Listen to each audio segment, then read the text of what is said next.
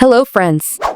In today's video, I'll show you how to turn off a VPN softly and forcefully on your iPhone and get back to unrestricted browsing.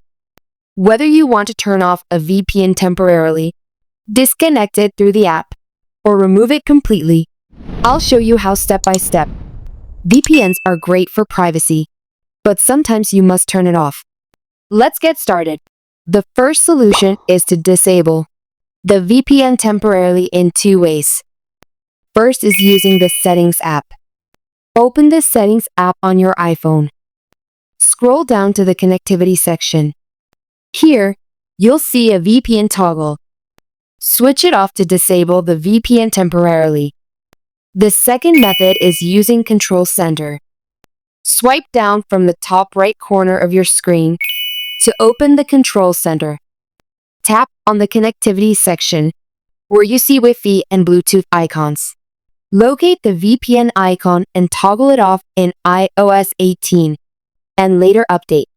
Note: this method only disables the VPN temporarily. You can toggle it back at any time.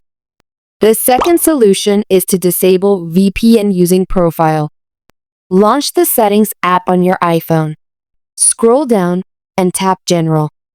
Again, scroll down and find VPN and Device Management and tap on it.